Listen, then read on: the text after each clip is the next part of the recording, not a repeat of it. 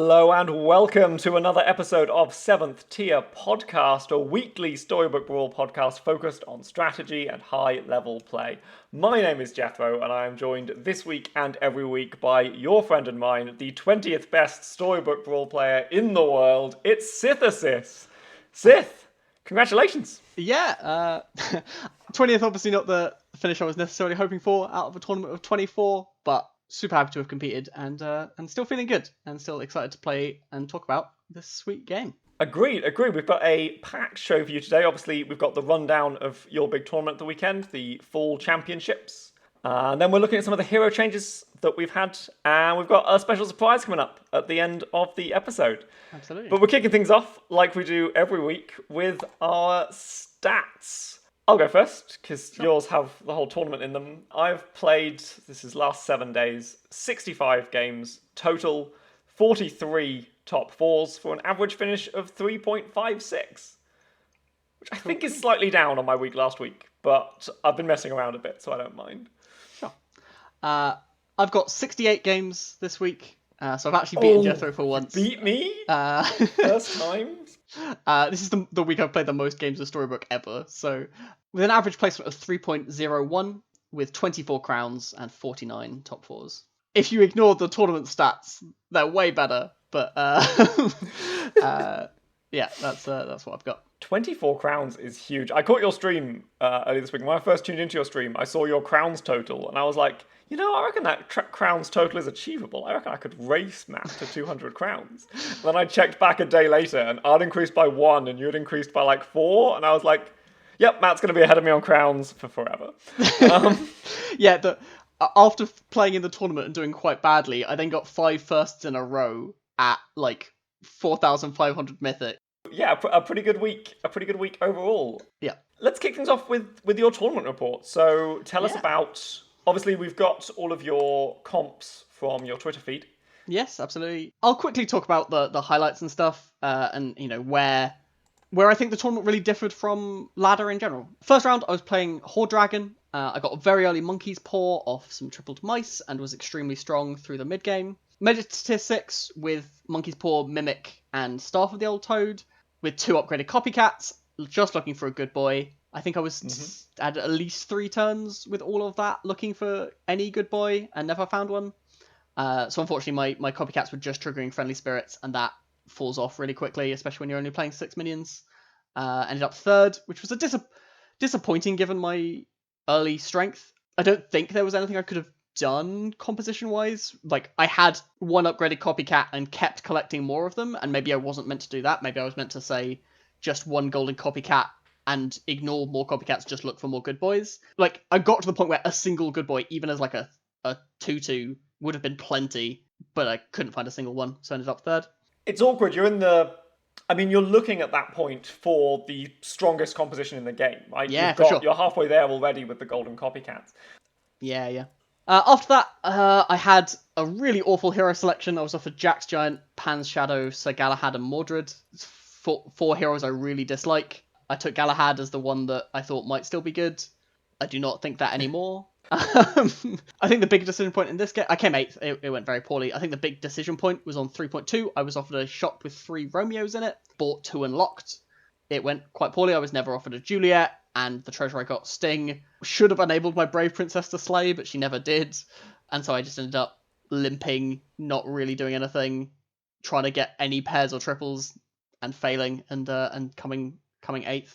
Gross. And this is the first game where really the tournament was rough in terms of the speed of the lobbies. Like, games ended really, really quickly, frequently with a lot of people not making it to tier 6. I had 3 games in a row where I didn't make it to tier 6.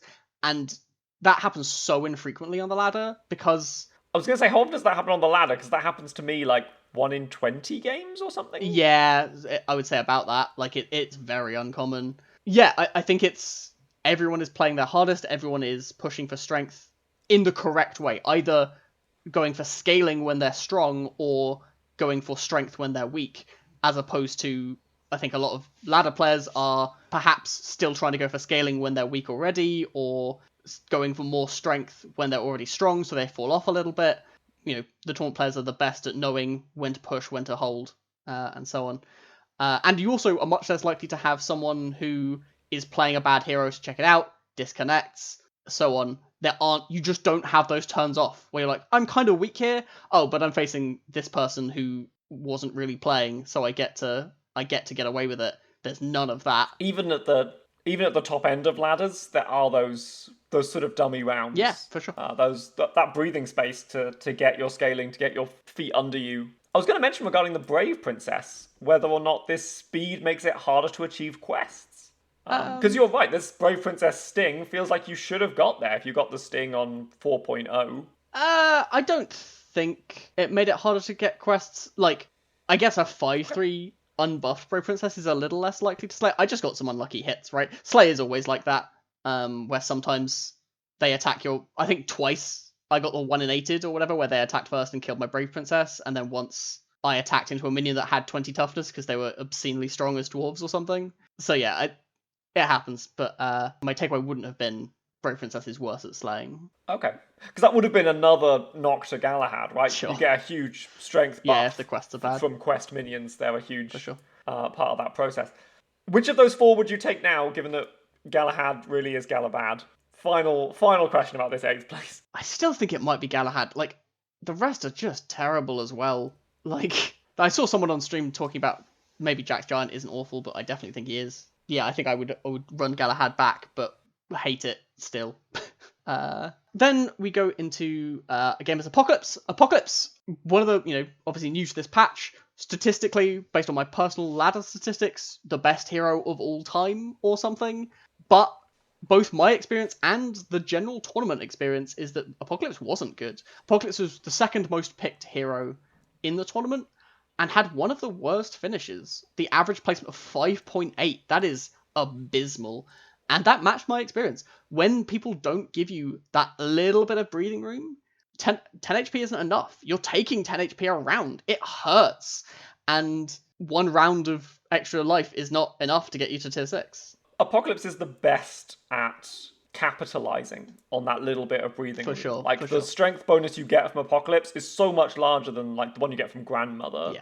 Yeah, I mean, I've seen Apocalypse games where you stay at 44 health for the whole game. Yeah. But again, in a lobby where everyone's strong, there's no way you can do that. You don't have a hero power. Yeah, for sure. Like, the heroes that were doing well are the ones that are strong in that early mid-game for sure. And yeah, it was very punishing.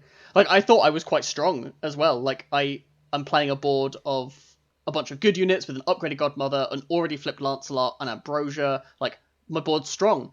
But I got paired up against dwarves, which is, again, actually much more popular and successful in the tournament than on ladder, and just took a ton of damage, even though I was strong. Dwarves has those ridiculously explosive turns in the mid-game, where you flip a Princess White and it gives you the Dwarven Mine, or because of your Noble Steed, because of your questing Beast, it gives you the Dwarven Forge, and then you just go treasure, treasure, treasure. And that is basically what happened. I ended up watching the stream of Sir Salty, who was the player on the dwarves, and on that turn, yes, he tripled an Angry and a Crafty and finished his Princess White. So yeah, he got not only much, much stronger, but also was able to deal the amount of damage he needed to kill me on that turn.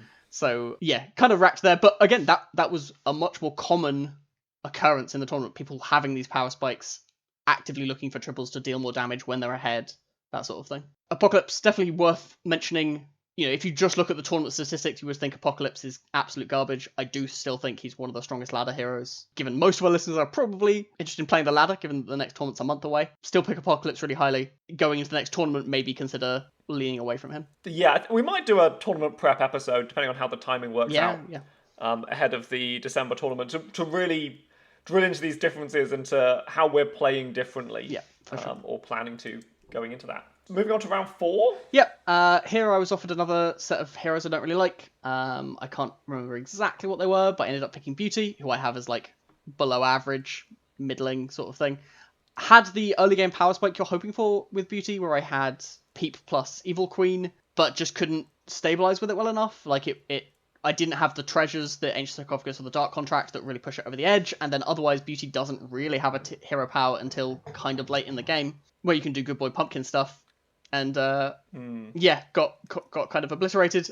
Beauty stats overall in the tournament were one of the lowest relative to her pick rate. Again, I think she benefits more on ladder than she does in tournaments because she is one of the strongest things you can do on tier 6. A little like Trophy Hunter used to be or whatever. Like in the previous tournament, Trophy Hunter was good on the ladder but kind of bad in the tournament, and I think Beauty's roughly in that spot. She's very, very good when you can do Good Boy Pumpkin things, or specifically when you get Peep, Evil Queen, or Dark Contract, but if you don't do those things, she's just not quite good enough. There's a few specific payoffs for what you're doing as Beauty. Mostly Peep, right? Like Peep's the unit that if it's evil gives evil the biggest benefit at that stage in the game. That's part of why Heartwood does work. Peep as an evil unit, you couldn't print it. I don't think. Genuinely, just the same unit but evil rather than good would be too powerful, and that's one of the things you're trying to lean into.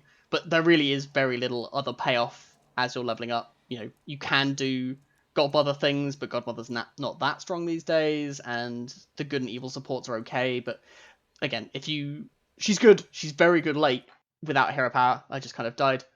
Then round 5, I got given Geppetto. I still hate Geppetto a lot. I think maybe I don't get it. I went to the tournament saying I don't want to play Geppetto. I think he's kind of bad. It continues to be my experience. I know other people are picking... Like, he didn't do fantastically in the tournament, but he did above average and was picked a lot, which does indicate that he should be good, but maybe it's my playstyle, maybe it's that I'm not transitioning or moving around enough. I don't know. I don't like Geppetto and didn't want to play him, but was kind of forced to, and it didn't go well. Yeah, I don't have much more to say, but this was another game where I think I must have hit tier 6 here, but only just. Yeah, certainly, you know, I had at least one turn of let's roll to find Bearstein. That'll save me. Didn't hit it and died immediately. I played Geppetto this morning to a 4th place finish that looked a lot like this 6th place finish from your tournament. Sure. It was, here's my perfectly normal, reasonable Geppetto board with like hippocamps and big pigs, and I never saw a Bearstein, so I couldn't win. Yeah, I think... Being all in on one particular 6-drop with no additional way to find it isn't a good place to be as a hero. No. And it's really hard, like... You would like to have the option to pivot to pumpkins, because pumpkin Geppetto is a really strong thing to be doing as well.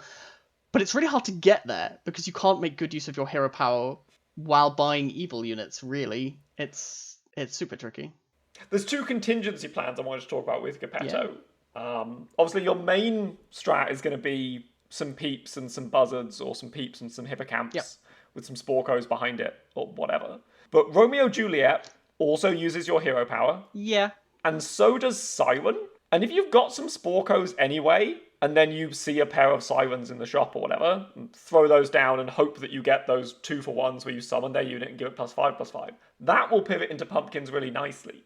You don't know at that moment in time if you're going to see a pumpkin or a Bearstein. Yeah. So you have to flip a coin on tier 5 and pick where to go. But I've definitely seen Siren and done some Siren Geppetto stuff that felt like cheating. Yeah, that's fair. I mean, Siren always feels like cheating when it gets there. Romeo and Juliet, the main issue is that with those 2 units, you're only dipping into your hero power the single time. And that, whereas, Peep dips into your hero power 3 times on her own, right? You're getting more relatively out of Peep, and I guess like cats are only dipping in once, but they're single units, whereas like Juliet doesn't get it even once, and then Romeo only gets it a single time. You're not, maybe that's enough because Romeo and Juliet's kind of stronger and Peep is a 1/1, but definitely, it's definitely not as good. But I'm saying I wouldn't doom roll for peeps. Yeah, that's and then not get them. I might try and duck out into royals. Yeah. And be a bit sad, but at least you'll have some amount of mid-game strength to keep you alive. Yeah. And then finally, to make sure I didn't actually come dead last in the tournament, I got a Peter Pants game. Love Peter Pants. Got Hat Ball, not straight away, but in a reasonable time frame. This game was on coverage briefly at the end as well. Like they circled to you. Yeah, I was briefly on coverage. I managed to steal 2 upgraded good boys from the guy in first, but they also had 2 upgraded good boys and a 3rd good boy, which is more than I had. And of course they're tier 6. Their board in the last fight was just 4 upgraded good boys in the front, sure. Right? I think one of them wasn't upgraded. Was that the last fight or the second to last fight? Yes, they were. I remember it being very basically insurmountable. I tried my best. I did as maximum hatballing stuff. High APM. I got my Animal Familiars to 128 or whatever, but without more kisses and stuff to get Storm Kings and stuff. I wasn't And sometimes that's how pants works, right? Like sometimes you kind of have to accept a second you should be, a hero that consistently came second would still be one of the best heroes imaginable. I think pants fits that and can often win. Like this board would often be good enough to win. They were just high rolling a little harder than I was. The coverage mentioned while I was going off with Hatball, they were like not picking up Cinderella to get an extra gold. It's super worth getting an extra gold. It's a question of APM. It turns out I had 20 seconds left on those turns. Sometimes you really, really don't. Every second can count on a Hatball turn. I guess without Fork, that's less true, but like, I really prioritize get everything sorted rather than I get one more roll at this. Hatball, and often mages in general, can be about how do you spend your time on this turn. Like that is the resource you don't have. It's almost like having a holy grail. Yeah, right? yeah. You need to know what you're looking for. I was literally not partly led by Cinderella. I wasn't looking at the minions in the shop.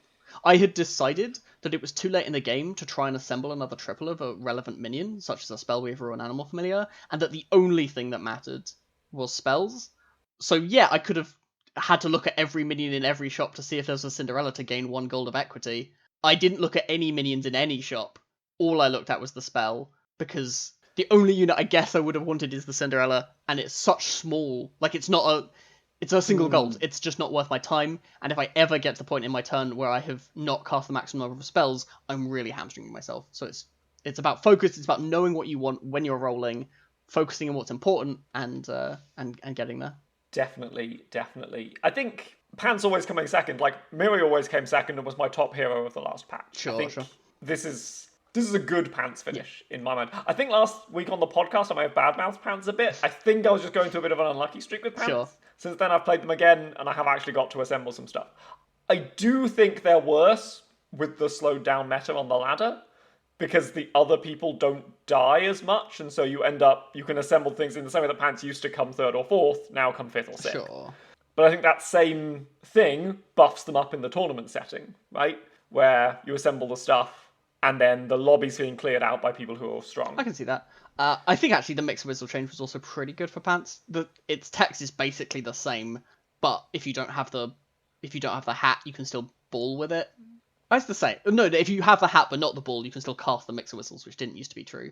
I think it's much better because it gives you another way to get 5 and 6 drops, where previously it always nerfed things back down to 4. Yes, and another interaction actually I was trying to assemble in this game but couldn't. Mixer Whistling your Animal Familiars is sweet, not only because it keeps all its stats and stuff, but you can then turn it good if it turns into an evil unit, which is something that I was trying to do in this game, where I've got this 128, 118 Animal Familiar. Yeah, so the good boys are literally pumping everything. That makes a lot of sense. Wished it was good, but I was trying to mix Whistle it into an evil or good unit. Either one is fine, because if it's evil, I can probably turn it good. And then when it would revert, it would have kept the good status, but didn't ever manage to achieve that. But it is worth something, considering sometimes you lose a little bit of scaling on the Animal Familiar if it doesn't end up, because it no longer gets the triggers for the rest of that turn. But that can be worth it if you can get it aligned. Yeah, I mean, if you get it aligned, it's gaining plus 50 on this board or whatever. You're not going to cast another 25 spells this turn. I mean, it's much more than that, right? Because those good boys are golden. Yeah, it's several hundred. Oh, of course. Yeah. But yeah, so yeah, that's what I have to say about my tournament. Not the finish I was hoping for. I think a very high level of competition. The fact that all of the winners from the previous 3 tournaments were in the top 8, I believe, and that's really telling that there really is a skill differential in this game, and that I certainly think people like Spinsaku and Salty have a much better understanding of the tournament structure and like how to play in tournament scenarios much better than I did. I do think the people doing well in the tournament understood the differences between tournament and ladder better than I did, for sure. So for the benefit of our listeners, let's dig into a couple of those differences now. We've touched upon Apocalypse that we think is much worse, Pants that we think is slightly better. Is there any other hero or even unit difference that you think really benefited or really lost out in this transition from ladder to tournament play? Dwarves is the main one. So I talked about this a little bit on stream, but Dwarves as a strategy in the mid game is really good at absolutely murdering people. Like, you get strong as dwarves, you get a Dwarven Forge. Whenever you win a fight, you're dealing like 18 to someone. But if someone's being greedy and you manage to 18 them, but the rest of the lobby isn't beating them up, they can still get to 6 and outscale you.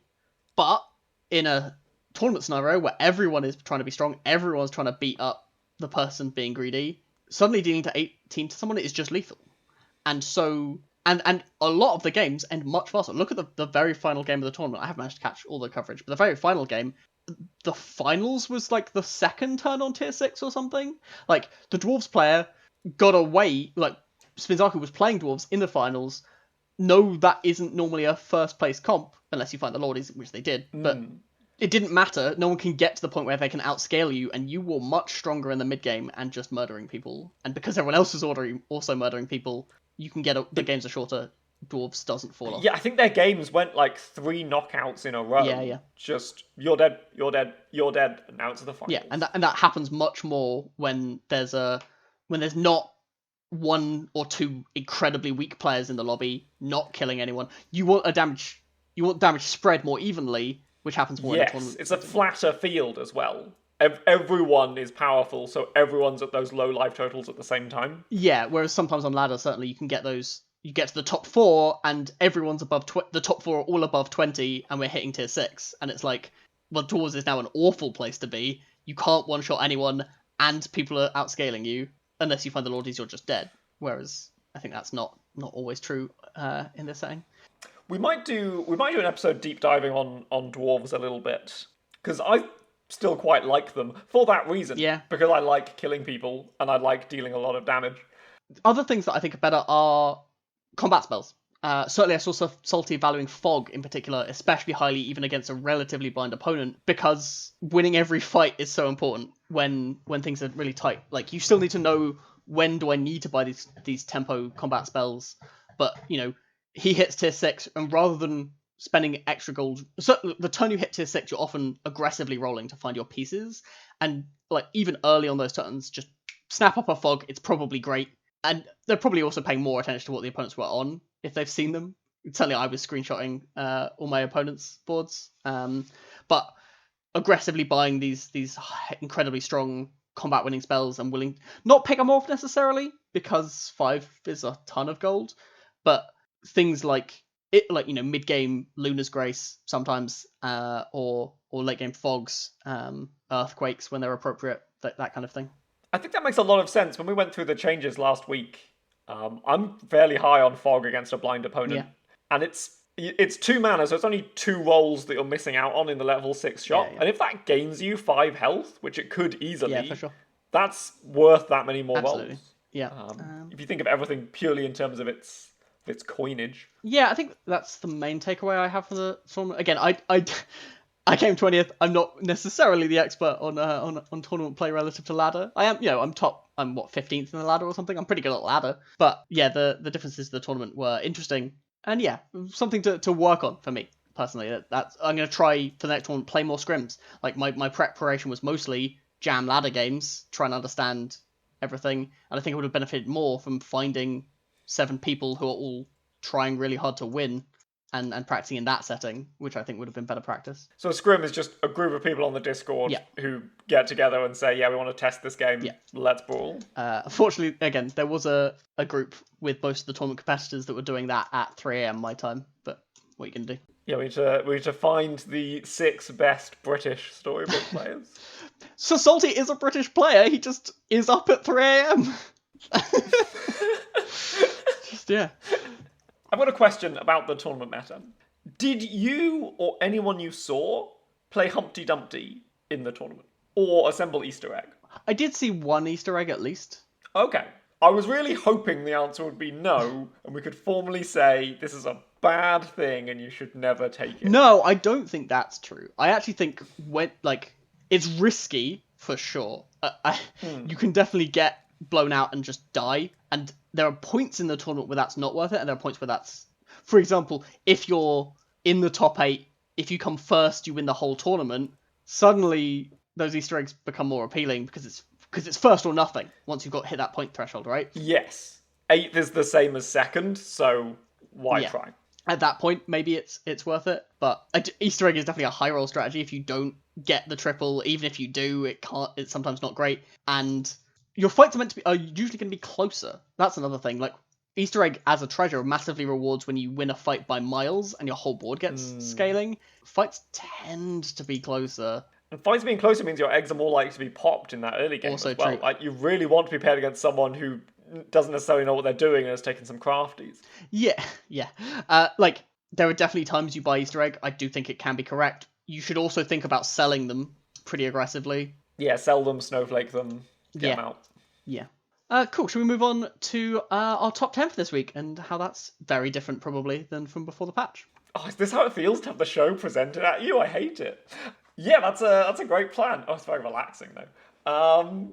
Walk us through your top 10, because I know you spent a lot of time crafting a tier list, which we will link to in the show notes ahead of the tournament. This has actually changed post-tournament. I've moved things around a little bit. Not a huge amount, but it's definitely not exactly the same as before the tournament. Mostly Galahad moved down.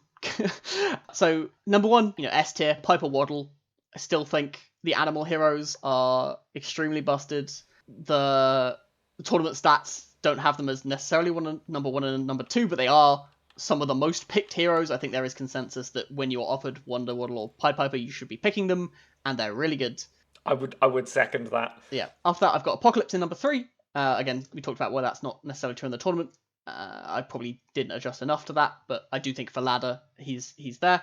Then Fallen Angel, Peter Pants, good heroes, both tournament-wise and ladder, just solid. Fallen Angel, one of the few very strong early game heroes that are left. Peter Pants, just extremely good. Then Gwen. Gwen's still good. There aren't many targets on tier 2 or tier 3, though I have definitely come around to knighting Happy Little Tree some of the time, because treants are kind of good this meta. I think treants being good this meta, it's a bit of a tangent, but I like talking about treants, might be a bit of a response to Copy Boy, because I think treants are strong. Like, you get that strong scaling in the mid game, which is good. You always have units in the first couple of slots that can attack and kill copycats. Like, if you're animals in the super late game, what are you gonna do? When you're Copy Boy and you load up animals, you're like, let's go, let's find some 3 millions. Because you're gonna cycle round and get some attack. Yeah. But trees, that's not the case. Trees, all of my units are trading 1 for 1 until your guys are 300/300s. And even then I might have an Echo Wood. So you get a bit of a life buff in that super late game, and it's easier to transition to put some scam in your comp. It's easy to have some rotten apples, to have some Medusas, and put them there at the end of the game. I think trees being a strong late game comp in spite of the loss of round table is a response to Copy Boy's rise in the meta. My late game trees comp look quite different to what they used to look like with round table. Like, my late game trees comp tends to be 1 evil tree, 1 good tree, and as many Echowoods and Shoulder Fairies as I can get. Like, this is the main strength of trees, is that they're so not all in.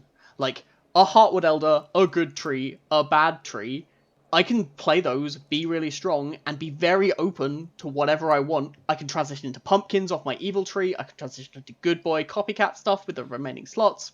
I can be open, I can be dynamic, while still having scaling and strength, in a way that, something like King Arthur, a ton of scaling, a ton of strength. But what are you going to do? Everything's a golden royal. You've invested a lot in them. Yeah, I have to be a lot of royals, and that's not true of trees. Gwen, I think, also huge buff from the game slowing down a little bit in the early game. You're way more likely to get to tier 4 with enough health to knight that Heartwood and scale away. Yeah, for sure. Interestingly, one of the heroes that doesn't have a hero power early, but is still putting up tournament numbers. So that is interesting. Then I have Miri. Statistically, Miri, the worst performing hero in the entire tournament, picked twice and came 8th both times. I don't know to what extent that is actually indicative of their strength. I assume those are outliers. I have had games, those games as Miri, certainly more this patch than previous patches. But I think, I'm going to go on my stats quickly and see how Miri's doing, because I still play them a fair bit. Miri's slightly below my average, but well above 4.5, so still a good hero.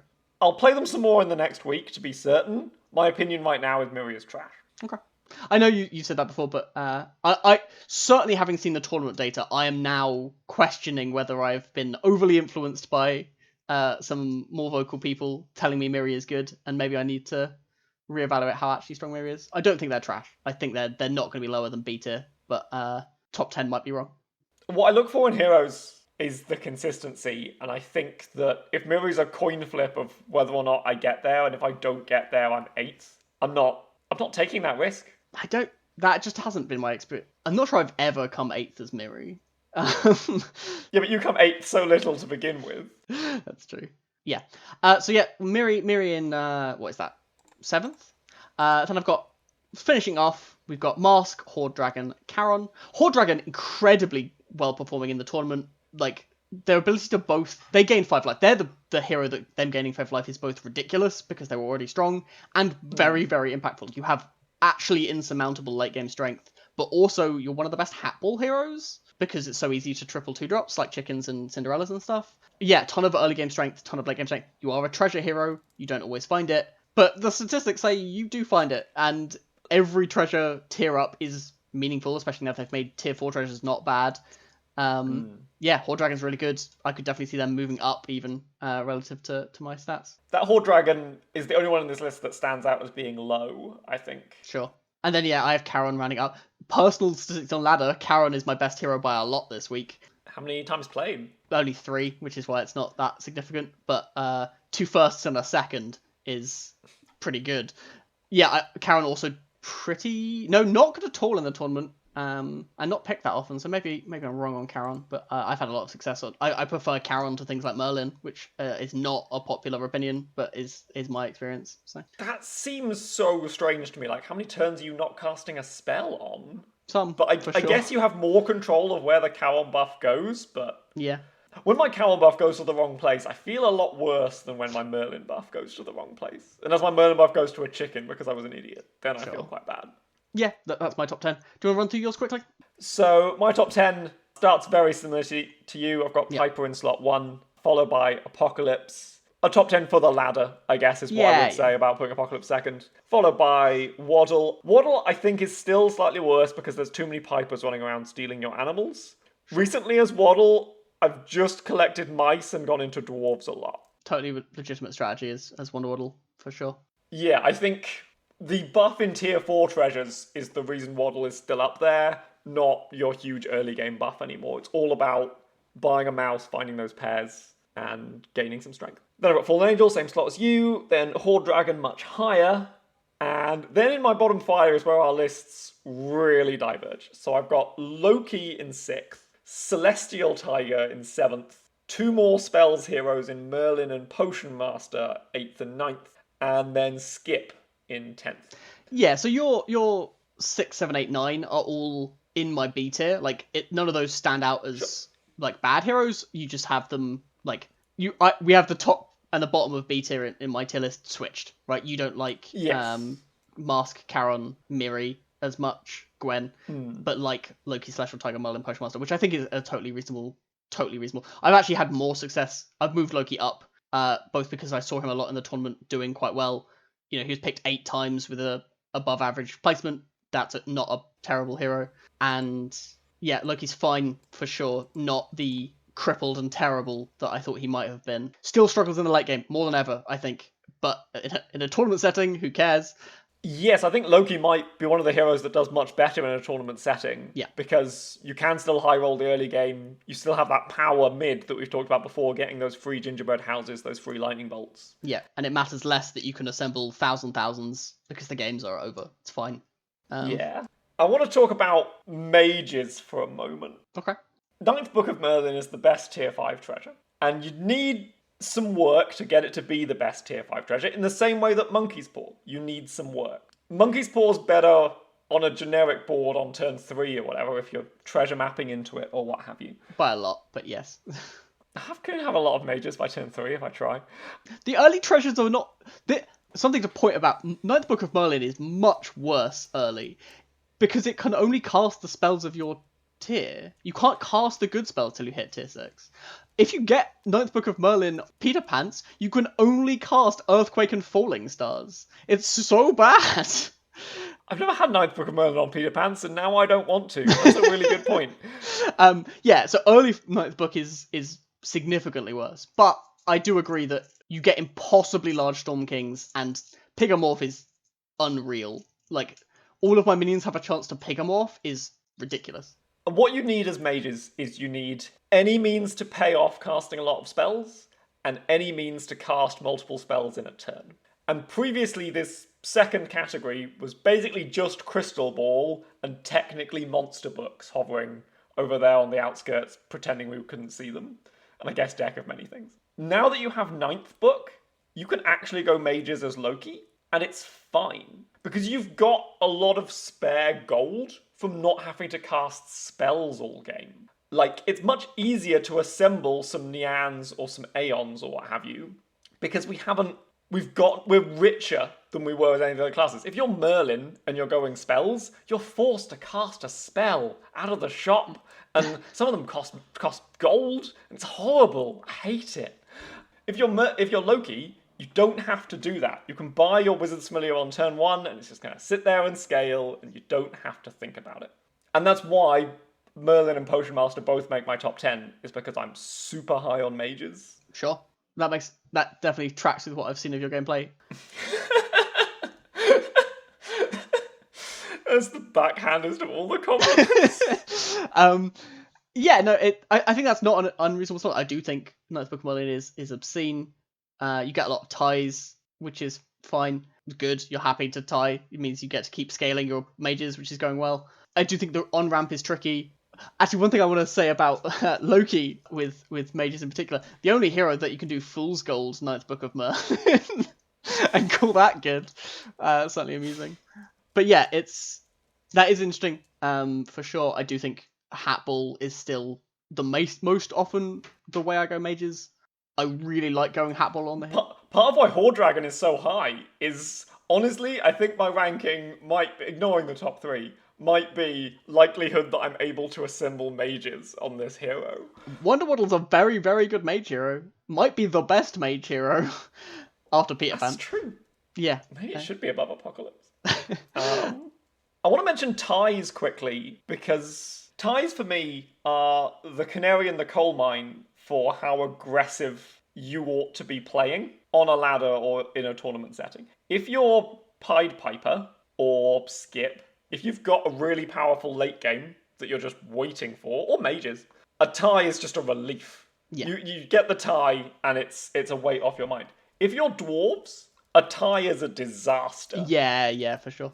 Yeah, like, it's definitely it's kind of a, yes, you need to know how much you want. Like, it can be worth buying a tempo spell to turn a draw into a deal 10, because if you don't have that late game coming, that you're facing an opponent that you know is outscaling, you're paired up against the Pied Piper who's already got some copycats but no good boys yet, you're scared, it can be worth, even if you're convinced you're stronger than them, to be like, I'm gonna buy a spell to just kill them here, and that's worth it. Circling back a little bit, I think the mistake I made this morning as Geppetto in that game I came 4th is I didn't cast a Cat's Call in the middle of the game.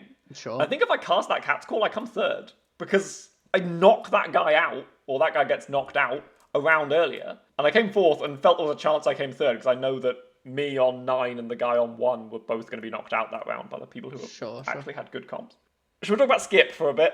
Yeah, sure. Skip only played once in the tournament and indicated that the top players don't think Skip is good. Maybe that's just tournament meta.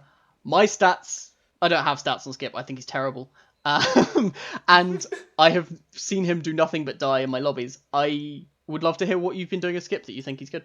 Okay, so Skip makes my top 10 fundamentally as a testament to my stats as Skip. So stats since update, Skip is my second best hero, second only to Pup that I played once and came 1st. Sure. How many games? Skip's the best hero that I've played more than 5 times. Oh, wow. 5 Okay. top 4s and 2 crowns. Yeah, okay. I've never not made top 4 as Skip, and every now and then I win. Okay. Part of that, I think the game, and this is only true on ladder, the game slowed down such that 2 XP is now the same as 3 XP was. You don't get that skill choice on turn 1, but I think Skip is roughly where they were before this patch. As for what I've been doing is normal Skip things. I've been buying luckies and not assembling triples and just taking whatever the strongest units are in the shop until I get my feet under me at about 14 life, stabilize, and build it into a late game comp of some sort, whether that's copycats or animals. I don't think I've done mages as Skip, but I might try. Have you had a first turner's Skip where you have been offered all 2 drops and no 3 drops? I don't remember one. Okay. I think I probably would remember if it had happened. Because that happened to me several times with old Skip, and is like dramatically more likely now that I can't lock the first shot. To the point where Sure. like that is one of the like when that happens, you're unbelievably dead. Like it is. They wrote that out of the game as Peter Pants. I wonder if they might write that out of the game as Skip with this current change. I mean, obviously they have access to all of the back end data, so I need to lose a Skip a lot so that they buff them again. Sure. Yeah, I don't know about that. I wouldn't do it, I don't think. But yeah, my experience with Skip is that I actually think the mummy change might be more dramatic for Skip than the -1 XP change, because one of the things you did most frequently as Skip is lose until you hit 5.0 and bought a mummy, and then could never lose again, because mummy killed whole boards. And you can no longer... There aren't many 5-drops that hard stabilize you. I guess Siren is what you're hoping for, because it's a 10/10 and a clean 2-for-1 a lot of the time. I think Siren and Wombats both do a pretty good job on that tier. Sure. Like if other people are on 4.1, like having a Wombats with a Sporko behind it, or some means of buffing it, so you're getting those stats 2-3 times. Sure. It's definitely less clean than a mummy when everyone else was on 4.0 was, because mummy did kill literally everything that they had from tier 3, and it was pretty disgusting. And even like the strong mid-game comps like Vulture and Evil Queen hard died to your mummy. So yeah, I think that has really hurt the mid-game stabilization. I'm almost not sure about saying this. I've only done it twice, and once it was off Genie's Wish. But I think buying XP as Skip is really good now. You need to get your feet under you first. You can't buy XP on 4.1. You'll die. But being 3 ahead of the lobby, we know, is so much better than being 2 ahead of the lobby. Yeah. And it's cumulative. Being 3 ahead on 6 is better than being 3 ahead on 5, is better than being 3 ahead on 4. Yeah, I'm going to try that out, because I buy XP a lot as Apocalypse. Probably more than I should, given how it's represented in my stats. I might try out buying XP as Skip more aggressively. I can't imagine passing XP as Apocalypse. Yeah. That was what I was trying out as an experiment, was let's buy every piece of XP I saw. And then I got a Black Prism and ate all of my units. That wasn't as Apocalypse. If that was as Apocalypse, that game would have been fine.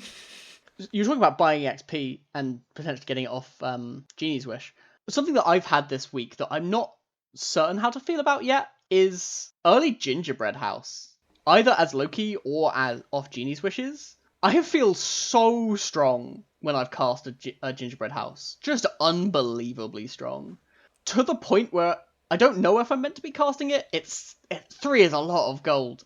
So previously as a podcast, we would have said Gingerbread House is one of the bad spells. It's pretty expensive. Let's put it to one side. But recently, because I've been getting it accidentally, and it's been really good once it's in play, I'm thinking more when I see Gingerbread House. I haven't moved in on just paying 3 gold for it on tier 3 or whatever. That still feels wrong. But maybe if I've got like a hat, I should be casting it. I think the situations for buying Gingerbread House... There was a game you played this morning on your stream as Zelhua. Yeah. Where you were incredibly strong in the early game. And you had like a golden pig. I know, right?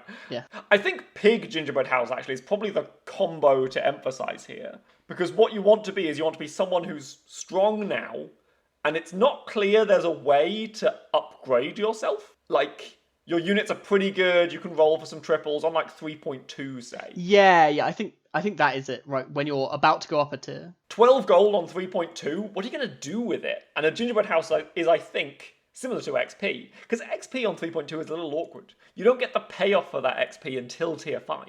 Yeah. Because you're not actually ahead of the lobby, especially if find the Sunday and it's your last 4 gold that you spend on it. Whereas Gingerbread House is going to give you that buff on 4.0 when you buy some Heartwoods and put them in your comp. Yeah, and there are It's not like we don't take Fairy Tale when we're offered it, and Gingerbread House and Fairy Tale are the same. Yeah, I think Fairy Tale's one of the stronger tier 2 treasures, and there are a bunch of minions that do get to double down on their stats. Friendly Spirit is a minion that I'm buying and would absolutely love to have +1/+1. You can ruin your Soltex or your Rotten Apple trees if you really don't want them to have power, but that comes up so rarely that I wouldn't even consider it. But worth mentioning, I suppose. I'm not worried about that right now. It's going to make it easier to get slays with your Aeon. I digress. I'm prepared to call that a show. Do you have any other thoughts about the tournament or about our top heroes? No, I think that's all we have to say about the tournament and so on. But I guess one thing, as a result of my 20th finish, my prize is an 800 gem code that I'm going to give away to one of our loyal listeners. We're going to do this via our Twitter page. If you head on over to @7th Tier Podcast on Twitter, 7 with a number, we're going to put up a tweet that you can follow the Twitter channel. I don't need to retweet it, whatever, that seems a little much. But we'll pick at random from someone who has liked the tweet, and we will go ahead and give away that 800 gem code, enough to buy 8 heroes, which is basically all the heroes you need to really be picking the best hero every game. I believe if we look at your top 10 list, Horde Dragon comes free with the game. Do any of the others of these come free with the game? All of the free heroes except Horde Dragon are terrible, but This is enough to buy 9 of Syth's top 10 heroes. it's only enough gems for 8 heroes, but you know. Yeah, but you've already got Horde Dragon. If you're playing the game, Sure, you've got Horde Dragon, you buy 8 of these. Yes, head on over to Twitter. I will remember to send that tweet ahead of the episode going live. And then the only other plug I want to mention is that I have been streaming this game a whole bunch. I've been doing really well with that, but if you want to head on over to twitch.tv/Sythesys, I'm streaming every day, every weekday, 12 till 3 at least, on my Twitch channel. It's going really well. I'm about to hit affiliate, and any support you can send over there is huge. And yeah, if you say you've come from the podcast, I'll smile at you or something. I will say, as someone who's been watching all of Syth's streams this last week, they're really good. Like, Syth does a great job of talking about what he's doing as he's doing it, and really describing that kind of analytical play that we get into here on the podcast. So if you like this content, I think that's the place to be for all the hot tips. Yeah, cool. That's our show. Thank you so much for listening. You can find us on the Discord. I'm Jethro. He's Sythesys. You can follow the podcast on Twitter for a chance at that giveaway at 7th Tier Podcast, the number 7. Leave us a review on iTunes and tell your friends. We will be back next week with the same content, but we'll be saying different words. Until then, don't forget, all the free heroes except Horde Dragon are terrible. Have a great week.